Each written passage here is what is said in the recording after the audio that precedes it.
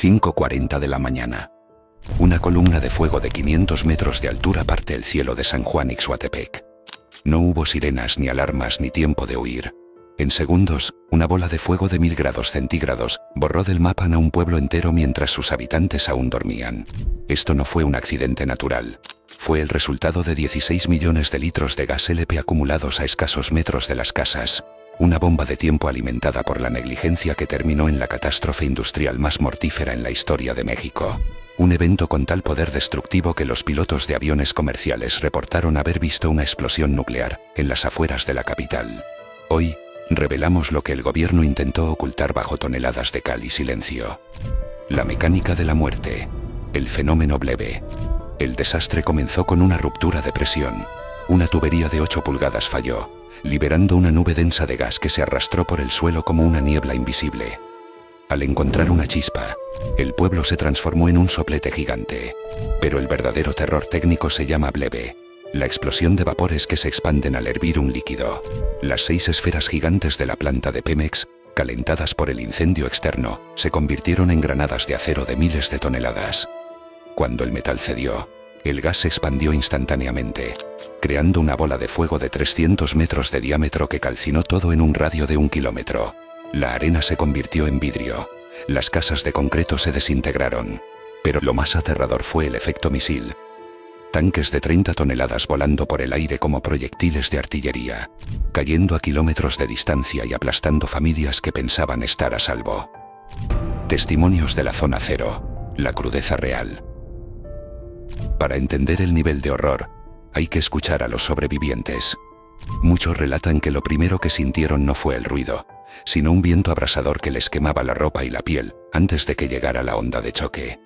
José Espinoza, habitante de la zona, narra que al regresar a su hogar solo encontró ceniza y la huella de su familia marcada en las paredes. En el epicentro, la muerte fue tan rápida que los cuerpos quedaron petrificados en las camas, carbonizados instantáneamente por temperaturas que superaban los 1000 grados. Los rescatistas narraron escenas dantescas. Filas de personas caminando por la autopista México-Pachuca con la piel colgando como harapos, ciegas por el resplandor blanco que quemó sus retinas en el primer estallido. Madres que cargaban bultos de carbón pensando que aún eran sus hijos. El calor era tan intenso que las estructuras de las camas de metal se fundieron con los cuerpos, haciendo imposible cualquier labor de rescate o identificación. Bloque 4. El colapso médico y el heroísmo suicida. Mientras el fuego rugía como una turbina de avión, los hospitales de la Ciudad de México se convirtieron en zonas de guerra. La Cruz Roja y el Hospital Rubén Leñero recibieron oleadas de heridos con quemaduras de tercer grado en el 90% del cuerpo. No había suministros suficientes. Los médicos recordaron durante décadas el silencio sepulcral. Los pacientes estaban en tal estado de shock que muchos ni siquiera gritaban. En la planta, los bomberos realizaban una misión suicida. Tenían que acercarse a las esferas de gas restantes para bañarlas con chorros de agua y evitar que la tragedia se duplicara. Si las esferas principales hubieran colapsado, la onda expansiva habría destruido kilómetros de zonas residenciales adicionales, llegando incluso a la Basílica de Guadalupe. El riesgo de una explosión final mantuvo a la ciudad en vilo durante 40 horas de fuego incontrolable.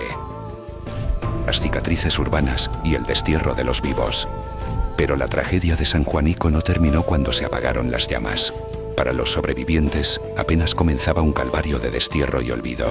En los meses posteriores, el gobierno implementó un decreto de expropiación que prohibió a cientos de familias reconstruir sus hogares en las áreas aledañas a la planta. Miles de personas fueron reubicadas a la fuerza en unidades habitacionales distantes, como el Valle de Chalco, fracturando comunidades que habían convivido por décadas. Estos desplazados del fuego se convirtieron en refugiados en su propia ciudad, recibiendo casas diminutas de interés social como compensación por la pérdida de sus patrimonios y sus recuerdos. Solo imagínalo por un segundo. Logras sobrevivir a ese infierno pero lo pierdes todo. Pareja, familiares, amigos, hijos, padres. Y cuando intentas levantarte de las cenizas, te encuentras con que el Estado no solo pisa tu dolor, sino que se apropia de tus bienes, de tus terrenos ahora destruidos por un problema del que tú no fuiste responsable. De solo decirlo da una impotencia absoluta. Es el despojo total. Primero te quitan la seguridad, luego a tus seres queridos, y finalmente, el suelo donde pensabas reconstruir tu vida. Mientras tanto, en San Juan Ixhuatepec, el paisaje cambió de forma cínica. Mientras se demolían las ruinas de las casas calcinadas para construir el actual parque, las otras gaseras privadas que rodeaban la zona, como Gasomático y Unigas, no solo permanecieron, sino que expandieron sus operaciones. El área que debía ser una zona de amortiguamiento de seguridad, se convirtió con el paso de los años en un nuevo cinturón de miseria y comercio informal. Hoy, basta con elevar un dron sobre la zona para notar que la lección no se aprendió. El parque, ese memorial de pasto y árboles, está rodeado de nuevo por depósitos de combustible y viviendas precarias, creando una ironía arquitectónica donde el lugar de la mayor explosión de gas en la historia del país sigue siendo uno de los puntos más vulnerables y peligrosos de la zona metropolitana.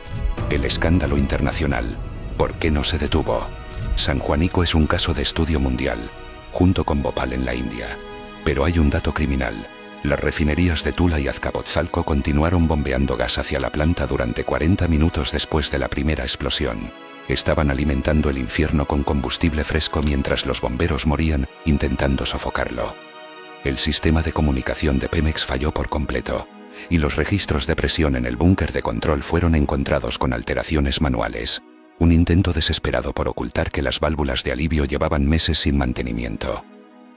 La negligencia política y las fosas de cal. El gobierno de Miguel de la Madrid activó un protocolo de control de daños que priorizaba la imagen del Estado por encima de la dignidad de las víctimas. La cifra oficial se congeló en 500 muertos, un número que la comunidad recibió con indignación. Periodistas internacionales y rescatistas que caminaron sobre las cenizas estimaron que el número real de fallecidos superó fácilmente los 2000. Pero el gobierno tenía un problema logístico y político. ¿Cómo contabilizar a los que ya no existían? El calor extremo de las explosiones Bleve actuó como un crematorio industrial a cielo abierto.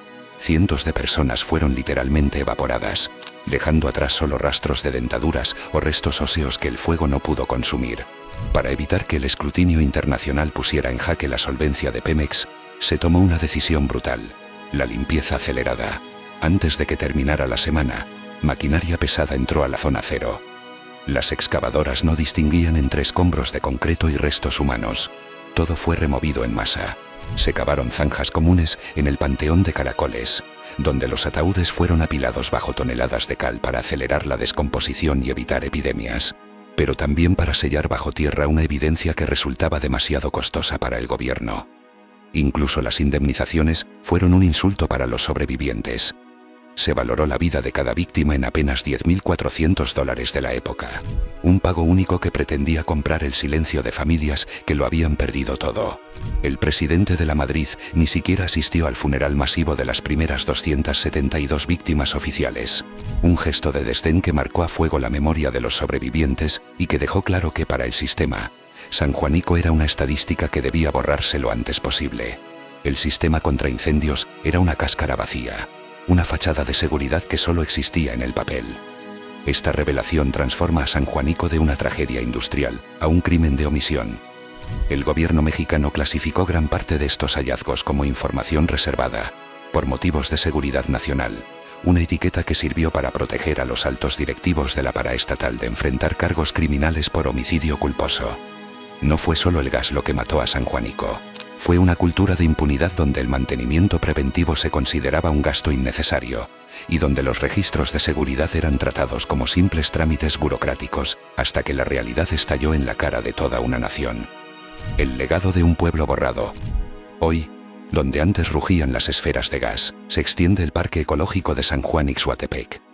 Es una zona de silencio, un pulmón verde que bajo su césped intenta ocultar las cicatrices de una tierra que fue fundida por el fuego. Pero el trauma no se puede enterrar. Para los que lograron escapar de la muerte aquella mañana, el 19 de noviembre no es una fecha en el calendario, es un detonante. El sonido de un camión pesado, el olor a gas al encender una estufa, o un resplandor inusual en el horizonte bastan para que el cielo vuelva a teñirse de naranja en sus pesadillas.